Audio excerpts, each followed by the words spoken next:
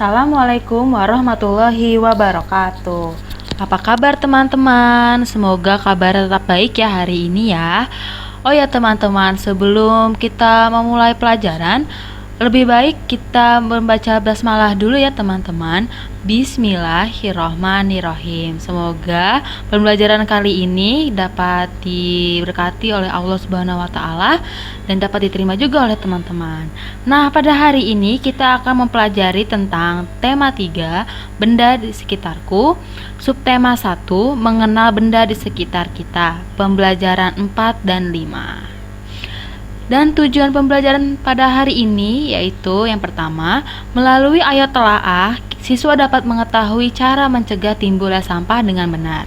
Yang kedua, melalui ayat presentasikan, siswa dapat mengetahui cara memanfaatkan sampah dengan baik. Yang ketiga, dengan melalui ayo aplikasikan, siswa dapat mengetahui logo pada makanan dan minuman dengan baik. Yang keempat, melalui ayo telaah, siswa dapat mengetahui sifat pada benda dengan tepat. Dan yang terakhir, melalui ayo presentasikan, siswa dapat mengetahui satuan baku dan tak baku dengan benar. Nah teman-teman, ada yang tahu nggak nih kira-kira kenapa ya banyak sekali benda-benda plastik yang ada di sekitar kita? Nah teman-teman, alasannya adalah karena sifat plastik yang ringan dan juga harganya yang cukup murah dan juga mudah dibentuk menjadikan banyak orang yang menggunakan plastik sebagai barang kebutuhan mereka. Coba deh teman-teman lihat di sekitar teman-teman, pasti ada banyak benda-benda yang berbahan plastik bukan?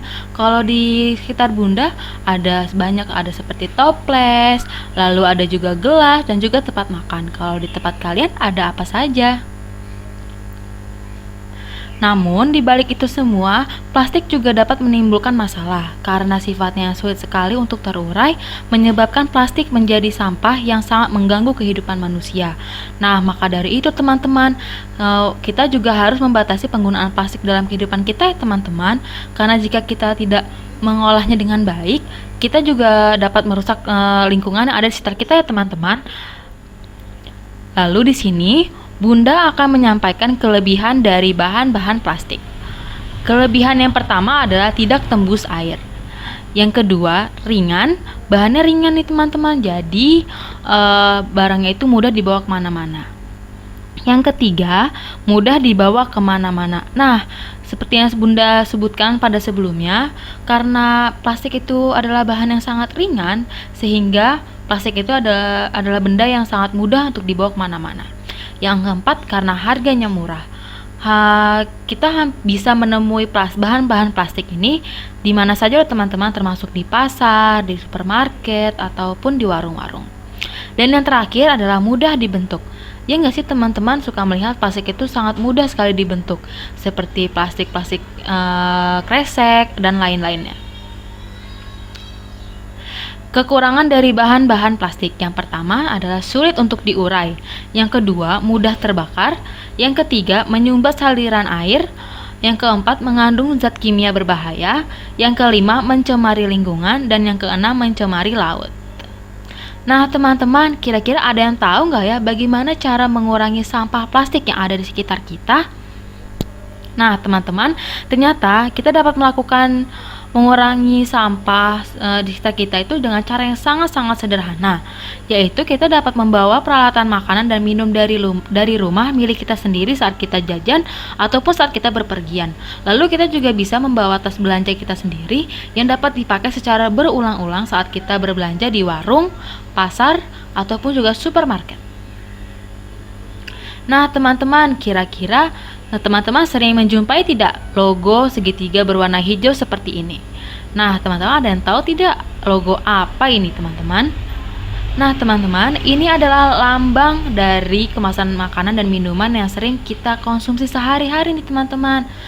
Lambang ini adalah lambang 3R, reduce, reuse, dan juga recycle. Nah logo-logo ini dapat kita jumpai pada kemasan makanan dan minuman yang sering kita konsumsi.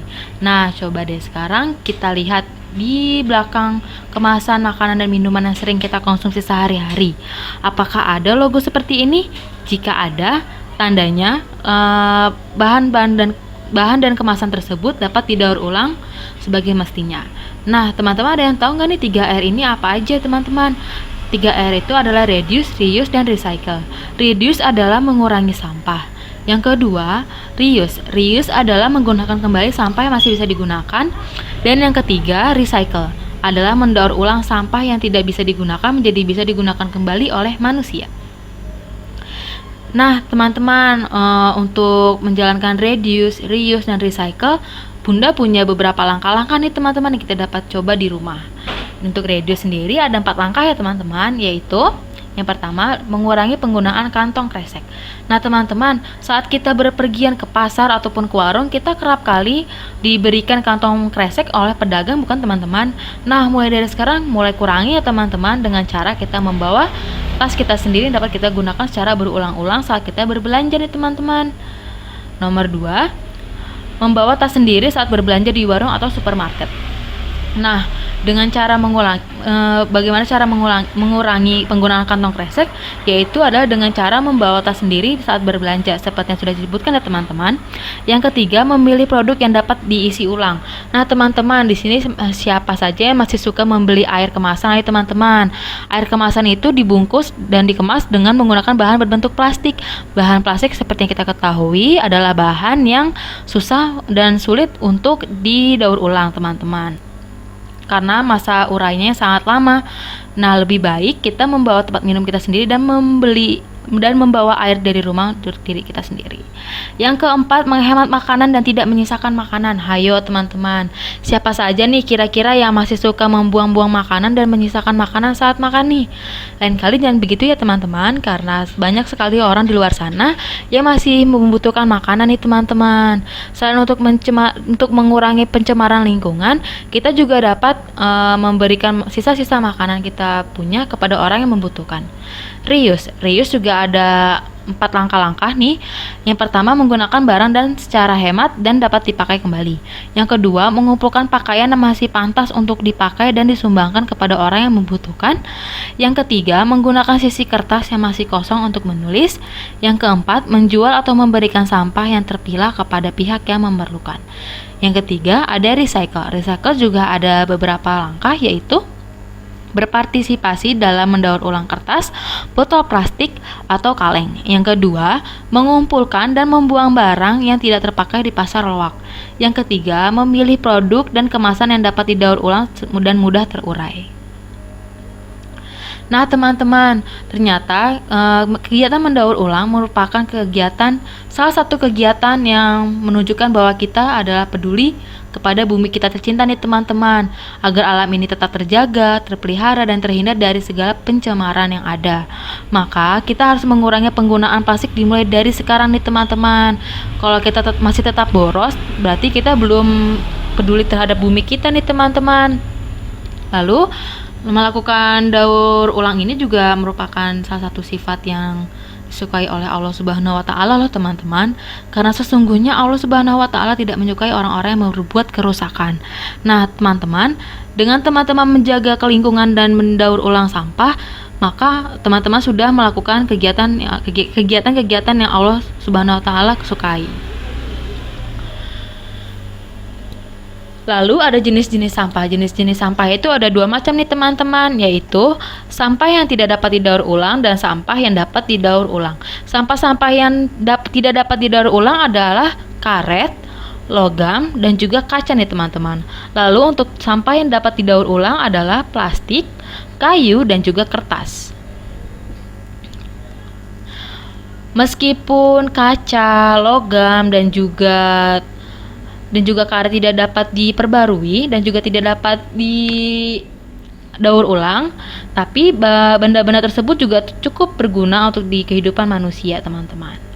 Teman-teman ada yang tahu logam itu apa? Logam adalah salah satu bahan yang digunakan untuk membuat apa ya teman-teman? Kayak membuat seperti rel kereta, membuat alat-alat masak, dan juga sebagai bahan-bahan kabel nih teman-teman. Sifatnya ini sangat kuat, padat, keras, dan tidak tembus air. Mudah dibentuk dengan bantuan leburan api serta penghantar panas dan listrik yang baik. Nah, jenis-jenis logam ini juga ada banyak loh teman-teman. Yang pertama ada logam tembaga. Logam tembaga biasanya digunakan untuk kabel listrik karena logam tembaga adalah penghantar listrik yang sangat baik.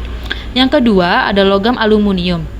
Biasanya digunakan pada peralatan masak-masak yang ada di rumah nih teman-teman. Bunda-bunda kalian pasti punya deh alat-alat masak yang terbuat dari aluminium. Contohnya ada panci, penggorengan, dan juga pisau.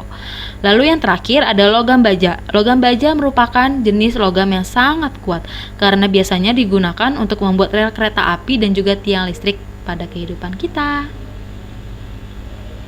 Lalu selanjutnya juga ada kaca nih teman-teman. Kaca itu berbahan dasar dari pasir kaursa dan juga pasir silika. Sifatnya itu tembus cahaya, kuat, padat, dan juga mudah pecah. Biasanya dapat digunakan untuk peralatan rumah tangga seperti gelas dan piring.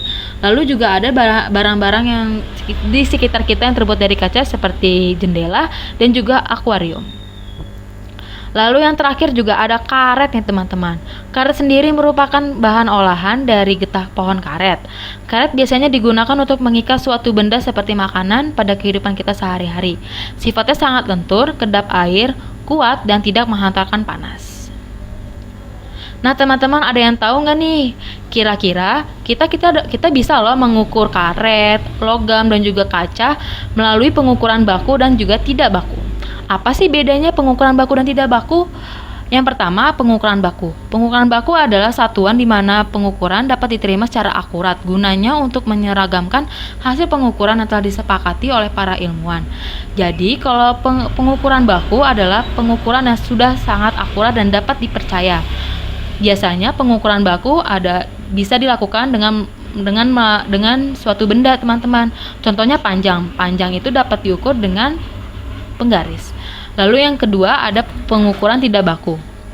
Pengukuran tidak baku adalah satuan yang menghasilkan nilai ukuran yang berbeda satu antara lainnya. Misalnya teman-teman, contohnya ada jengkal, langkah, hasta maupun depak. Nih teman-teman, Bunda punya alat ukur pengukuran baku dan juga tidak baku. Seperti yang tadi Bunda sebutkan, untuk mengukur panjang kita dapat menggunakan penggaris, lalu untuk mengukur massa kita dapat menggunakan timbangan, mengukur waktu dapat menggunakan jam, lalu mengukur suhu kita dapat menggunakan termometer, teman-teman. Nah, untuk alat ukur tidak bakunya, di sini kita ada jengkal. Jengkal adalah alat ukur antara jempol kita dengan kelingking kita. Nih, dari sini sampai sini adalah 1 jengkal hitungannya. Lalu ada depak. Depak adalah satu rintangan tangan yang kita lakukan terhadap kedua tangan kita nih teman-teman. Jadi tangan kiri dan kanan kita diangkat, maka kita akan mengukur 1 depa. Lalu ada langkah, yaitu langkah kaki kita sendiri nih teman-teman. Pada langkah kaki kita sendiri kita dapat menghitung seberapa jauh kita berjalan nih teman-teman. Namun alat ukur itu tidak baku ya teman-teman. Nah teman-teman, ternyata benda seperti logam, kaca, dan karet juga cukup berguna ya di kehidupan kita. Meski begitu, kita juga tetap harus menjaga ketersediaan bahan-bahan tersebut. Seperti yang terdapat pada surah Al-Baqarah ayat 36 yang menjelaskan bahwa manusia diberikan Allah Subhanahu wa Ta'ala tempat untuk tinggal yang nyaman dan juga indah dengan fasilitas sumber daya alam yang sangat lengkap. Maka kita sebagai manusia harus menjaga kepercayaan Allah Subhanahu wa Ta'ala untuk tetap menjaga dan melestarikan alam semesta. Nah teman-teman, yuk sekarang kita kerjakan pada halaman-halaman ini ya teman-teman. Yang pertama ada halaman 29, halaman 33, dan juga halaman 34. Nah teman-teman, terima kasih sudah mau menyimak. Alhamdulillah hari ini pembelajaran hari ini sudah selesai. Sampai jumpa di pembelajaran berikutnya. Semoga tetap semangat ya teman-teman. Wassalamualaikum warahmatullahi wabarakatuh.